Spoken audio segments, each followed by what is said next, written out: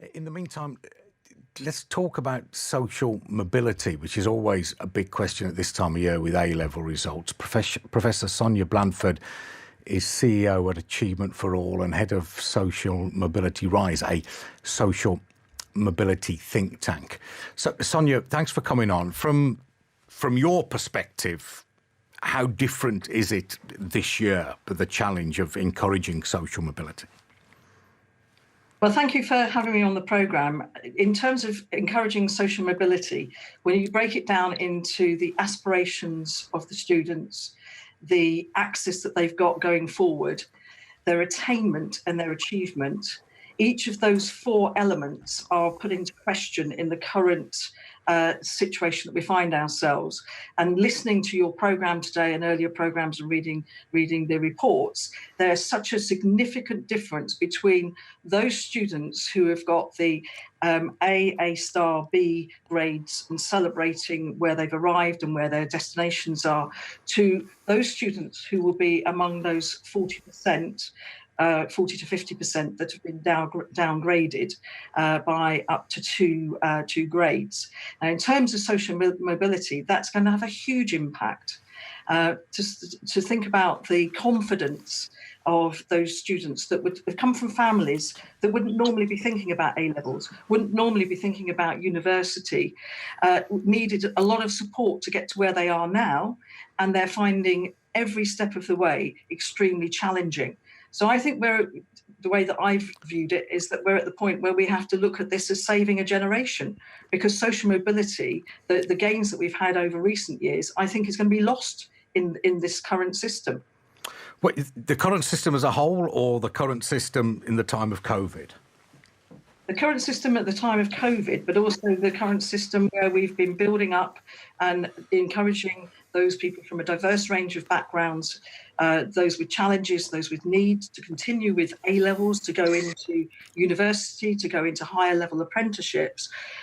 What's happened over the last 5 months is there's been a real extreme in the range of support and the range of accessing that support across the country, particularly those from lower socioeconomic groups and those at disadvantage. So the system within COVID-19 has been found wanting, and there's lots of reports on this from the National Federation of Education Research, Sutton Trust and so forth.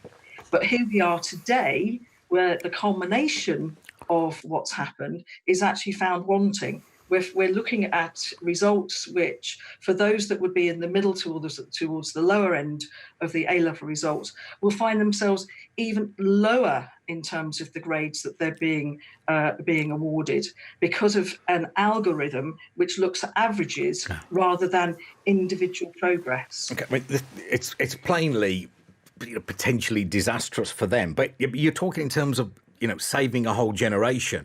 I mean, God willing, this will be, by this time next year, COVID won't be a thing of the past, but we'll be dealing with it better. I mean, all the progress that's been made isn't being thrown away, surely, just because of this calamitous year. I think that the problem is that if we talk about the ones that the students that are faced with their exam results today, then we have a real increase in the gap. And all the evidence shows that the gap has been had been closing to a certain extent, but as other people have commented, such as the Children's Commissioner, as I say, other reports, we have lost some of that momentum.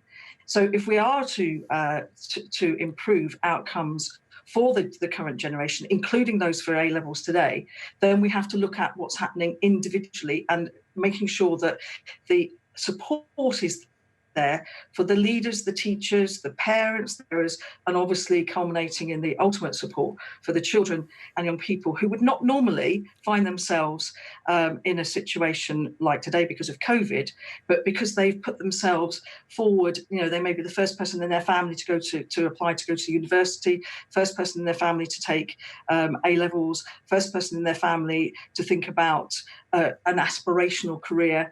And I think all of the context that we have to look at in terms of social mobility is that it's being challenged. Basically, at every step, the challenge is there for these young people. I mean, without wishing to pass the buck to admissions tutors who've got their work cut out, I mean, it seems to me they've got a big role here. I've just got it's quite a long text from somebody called Joy Salt. Said her daughter was predicting AAC by her teachers. At worst, she thought she'd get an ABC, but she's been downgraded to BBD and therefore rejected by Edinburgh based on these grades. Now, surely it's up to Edinburgh to take a long look at this rather than just looking at the grades. Don't they have some responsibility there? I can only agree with you. I think the advice that Claire Marchant has given she's the CEO of UCAS, has been really positive.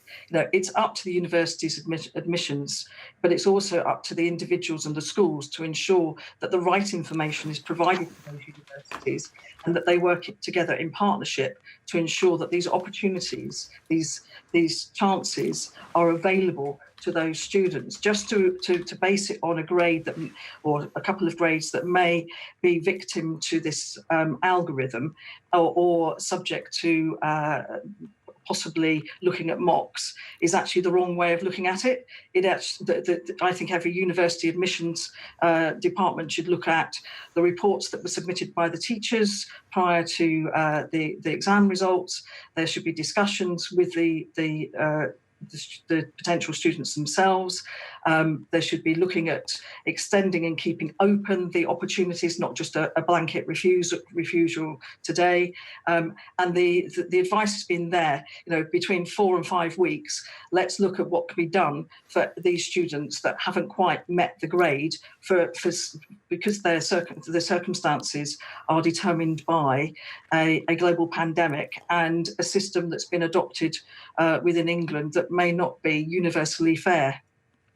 Thank you very much indeed for your time. That's Professor Sonia Blandford. I spoke earlier to a Curtis Parfitt Ford A-level student who's threatening to sue the exam regulator off.